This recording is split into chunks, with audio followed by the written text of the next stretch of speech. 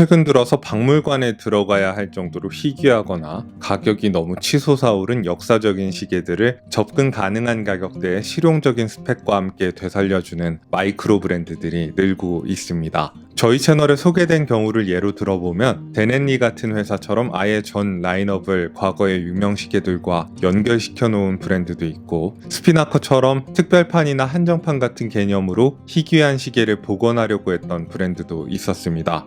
오늘 보여드릴 벤투로의 시계도 많은 시계 팬들이 동경하던 역사적인 시계를 오늘에 되살린 작품입니다. 이 시계는 2차 대전 당시에 롤렉스가 만들었던 희귀한 군용 시계를 깊이 참고했습니다. 미국군의 A11이나 영국군의 WWW, 독일군의 플리거는 이미 여러분들도 잘 알고 있는 시계들이겠지만은, 당시에는 드레스 시계를 주력으로 만들던 롤렉스가 연합군을 위해서 군용 시계를 제작했다는 사실은 상대적으로 덜 알려져 있습니다. 천하의 롤렉스가 2차 대전 때 필드 시계도 만들었다고 하면은 흥미를 느끼실 분들이 많을 것 같아요. 롤렉스가 연합군에 공급했던 시계는 3,000여 점 정도로 알려져 있는데, 가장 유명한 건 모델 번호 3139입니다. 롤렉스가 여전히 특허권을 가지고 있었던 방수 방진 기능을 가진 오이스터 케이스에다가 읽기 좋은 커다란 인덱스와 굵직하게 생긴 시분 초침을 매칭한 시계였습니다. 다이얼에 롤렉스 오이스터 아미라고 프린트가 되어 있어서 아미라는 별명으로도 종종 불립니다. 이 시계 같은 경우는 1939년에서 45년 사이에 롤렉스가 연합군을 위해 만든 시계라는 사실만 알려져 있고, 어느 나라의 어느 부대에서 언제 구체적으로 이 시계를 활용했는지, 심지어 실전에서 활용된 적은 있는지에 대해서는 기록이 없다고 합니다. 하지만 2차 대전 때 롤렉스가 만든 필드 시계라는 거는 그 자체로 희귀성이 있을 뿐만 아니라 케이스의 울퉁불퉁한 디자인이나 다이얼의 비교적 다양한 형태와 색감이 당대의 주축을 이루던 군용 시계에서 벗어나는 독특함이 있습니다. 덕분에 이 시계는 보존 상태가 괜찮은 물건이 별로 없음에도 불구하고 빈티지 시계 시장에서 적잖은 인기를 누렸습니다. 작년에 그루포 감마의 서브 브랜드로 처음 등장한 벤투로는 롤렉스의 알미로부터 깊이 영감을 받은 시계를 두 번째 모델로 내놓았습니다. 모델 번호 3139의 특징적인 각진 케이스를 수준 높은 피니시와 함께 거의 그대로 재현을 하면서 사이즈는 원조의 30mm가 아니라 현대적인 42mm로 키웠습니다. 원조와 달리 시계 유리로 아크릴이 아니라 사파이어 크리스탈을 채택하고, 방수 성능도 200m로 현대적인 다이버 시계급의 스펙에다 맞췄고, 좋은 야광과 수준 높은 용두도 갖추고 있습니다. 무브먼트는 NH35A로 50만원대의 가격을 생각했을 때 그리 인상적이지 않을 수도 있지만은, 나머지 부분은 최고 수준으로 잘 무장한 시계입니다. 메인 브랜드인 그루포 감마는 스위스 무브먼트를 사용하면서 100만원 초반의 가격대에서 승부를 하고, 서브 브랜드인 벤투로는 일본 무브먼트를 사용하면서 50만원 전후의 시장을 공략한다는 전략인 것 같습니다. 벤투로의 시계를 그루포 감마랑 비교를 해보면은 가격이 2배 정도 차이 나는 만큼 어딘가에서는 퀄리티 차이를 분명히 뒀을 것 같다는 짐작을 하실 수도 있겠습니다만은, 잘 살펴보면은 무브먼트 말고 크게 타협한 흔적이 보이지 않는 좋은 시계입니다. 마이크로 브랜드건 메이저 브랜드건 1940년대에 롤렉스 알미를 제대로 재현한 시계는 아직 없다는 점도 가산점을 줄만 하고요.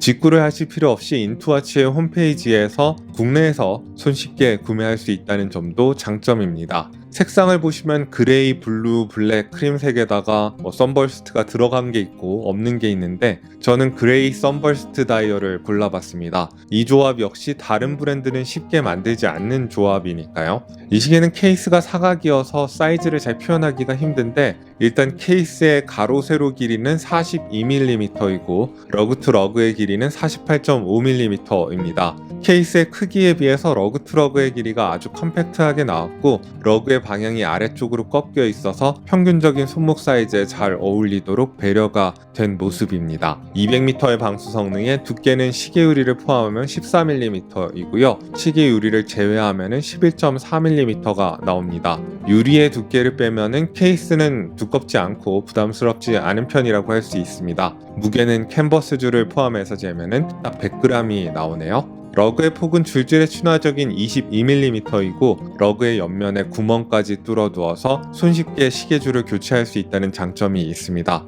기본 시계줄은 가죽줄과 캔버스줄 두 가지를 주는데요. 둘 다 처음부터 끝까지 너비가 22mm로 일정한 모습을 보여주고 있습니다. 15.2cm 손목둘레의 노생활님 손목에 올려본 모습입니다. 시계가 사각이다 보니까 통상적인 시계와는 다른 핏이 나온다는 데 유의하실 필요가 있습니다.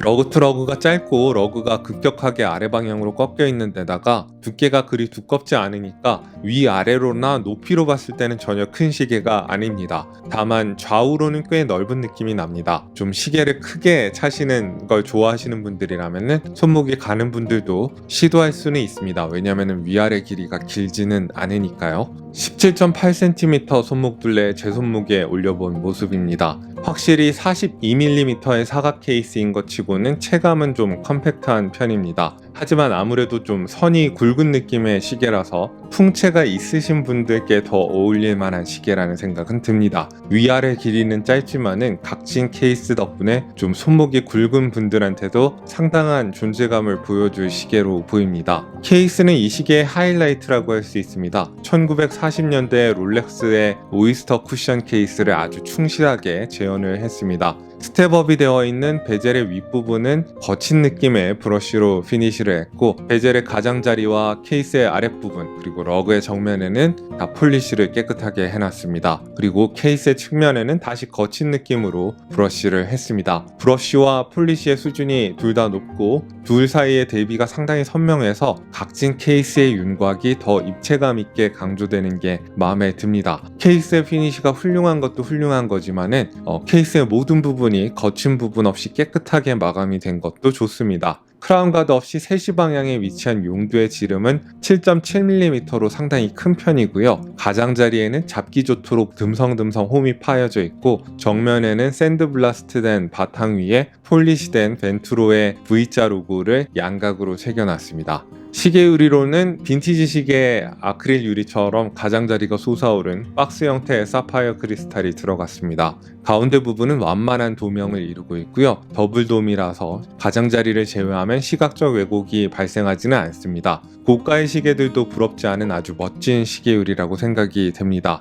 내부에는 무반사 처리도 되어 있는데 밑에 있는 선버스트 다이얼이 강력하게 빛을 반사하기 때문에 빛이 강한 곳에 가면은 살짝 유리가 어른어른거리는 느낌이 있습니다. 이게 싫으신 분들은 선버스트가 없는 다이얼을 고르시는 게 좋을 것 같습니다.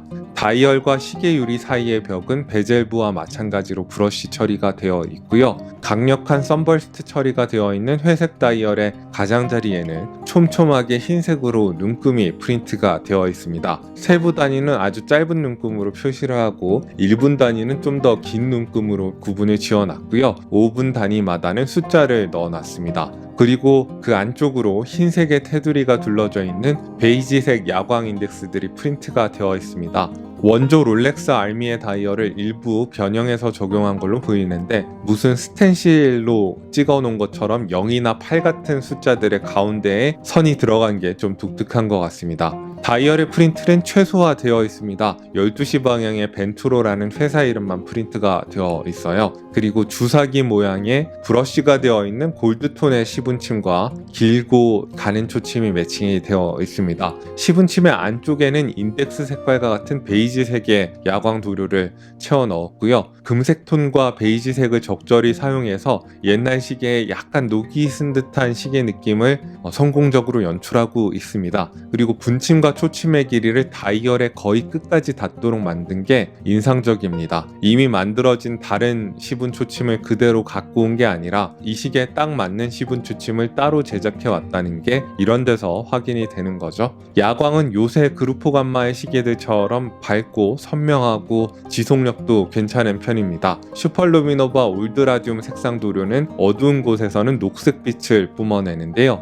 야광 인덱스의 크기도 크고 시분 초침에도 시계도 충분하게 도료가 적용되어 있어서 다른 시계 부럽지 않은 야광을 보여주고 있습니다. 초반 밝기도 괜찮고 지속력도 아까 말씀드린 대로 괜찮은 편입니다. 이 시계의 무브먼트로는 세이코사의 NH35A 오토매틱 무브먼트가 적용이 됐는데요. 1시간에 21,600회, 1초에 6회 진동하는 표준적인 진동수의 무브먼트고 파워 리저브는 41시간 정도입니다. 이 무브먼트는 저렴한 시기에도 많이 들어가서 우리나라에서는 평판이 많이 나빠진 면이 있는데 되게 세이코의 50만원대 시계들에도 이름만 바꾼 같은 무브먼트가 들어갑니다. 세이코는 괜찮은데 더 좋은 스펙을 가진 마이크로 브랜드 시계에는 이 무브먼트가 들어가면 안 된다고 말하는 건 다소 이중잣대가 있다고 생각이 됩니다. 수동 감기와 해킹을 지원하기 때문에 사용하는 데는 아무 문제가 없는 무브먼트입니다. 일최대 오차는 마이너스 20초에서 플러스 40초라고 표기되고 있는데 보통은 1 플러스 마이너스 10초 내외의 오차가 나옵니다. 그리고 벤트로의 용두는 정말 잡기 좋게 시원하게 잘 나왔습니다. 용두 나사에도 윤활 처리가 잘 되어 있어서 부드럽게 풀리고요. 수동 감기의 느낌은 NH35A가 가진 기본적인 한계가 있긴 하지만은 커다란 용두가 저렴한 느낌을 어느 정도 상쇄해 줍니다. 반쯤 뽑았을 때는 날짜를 변경하는 고스트 포지션이 있는데 이 시계는 날짜 창이 가려져 있기 때문에 의미는 없습니다. 완전히 뽑으면 초침이 멈추고 분침을 움직일 수 있습니다. NH35A의 한계는 있지만은 벤투로 측에서 할 수 있는 건 다한 용도라고 생각이 됩니다. 다 맞춘 다음에는 잠궈서 넣어줘야 되겠죠? 시계를 뒤로 돌려보면 보이는 솔리드 케이스백은 돌려서 열고 잠글 수 있습니다. 가운데에 옛날 잠수부들이 쓰던 헬멧을 연상시키는 격자 무늬가 들어가 있는데요. 그루포 감마나 벤투로의 시계들의 정체성과 잘 연결이 되어 있어서 재밌습니다. 이 회사는 1930년대에 이탈리아 잠수부대에서 쓰던 시계들을 기초한 디자인의 시계들을 많이 만들어 왔으니까요. 케이스백에 거칠게 마감된 부분이 없어서 착용감을 해치지 않는 것도 좋습니다. 스트랩은 두 가지를 주는데요. 우선 라이트 브라운 색의 가죽줄은 이탈리아의 토스카나 지방에서 천연 방식의 베지터블 태닝을 통해서 가공한 가죽을 사용했다고 합니다. 그래서인지 압도적으로 고급스러운 광택과 촉감을 자랑합니다. 길들일 필요 없이 처음 꺼냈을 때부터 손목에 착착 감기는 부드러움을 갖고 있습니다.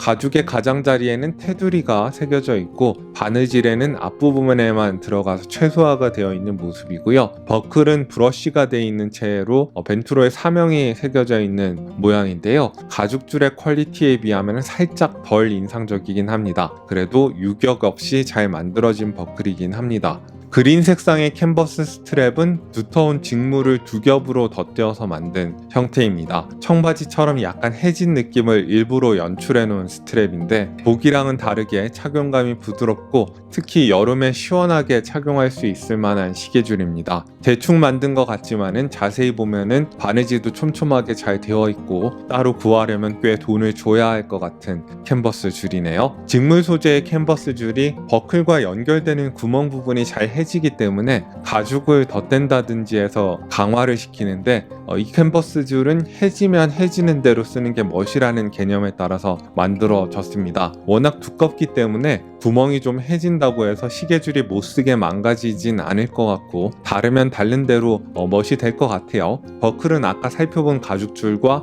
같은 버클을 쓰고 있습니다. 총평입니다. 내놓는 시계마다 점점 퀄리티가 좋아져서 칭찬을 받고 있는 그루포 감마의 시계들을 무브먼트만 다운그레이드 시킨 반값 정도의 가격에 만나보고 싶으시다면은 벤투로의 시계가 해답이 되리라 생각이 됩니다. 퀄리티도 퀄리티지만은 1940년대 롤렉스가 만들었던 희귀한 필드 시계를 재현한 시계라는 점도 물론 매력적입니다. 50만원대 정도의 예산으로 거의 모든 상황에서 걱정 없이 사용할 수 있는 전천후 시계를 장만하려는 분들께도 벤투로는 호소력이 있을 거라고 생각이 됩니다. 물론 이 시계의 엔진이 되는 세이코의 NH35A는 어떤 기준으로 봐도 비싼 무브먼트는 아니고 사용감이 그렇게 고급스럽지는 않은 무브먼트입니다. 하지만 편견과 달리 처음에 불량품을 뽑은 경우가 아니라면은 퍼포먼스는 괜찮은 무브먼트이고 특히 정비할 때가 되면은 NH35A의 저렴한 가격이 장점이 될 수도 있습니다. 스위스 오토매틱 무브먼트를 정비받는 것보다 NH35A를 통째로 새 제품으로 교체하는 게 더 더 저렴할 수 있으니까요. 유지비를 생각하신다면은 무브먼트를 제외한 나머지 부분을 고급스럽게 만든 시계들이 메리트가 있을 수도 있습니다. 비슷한 컨셉을 가졌는데 스위스 무브먼트가 들어간 시계를 찾으신다면은 벤트로의 자매 브랜드이자 메인 브랜드인 그루포 감마의 제품들을 살펴보시면 될 것 같고요. 자, 오늘 벤트로의 두 번째 시계인 벤트로 필드 시계 2를 리뷰를 했습니다. 오늘도 여러분들께 유용한 정보가 됐기를 바라고요. 이상 생활인의 시계였습니다. 안녕히 계세요.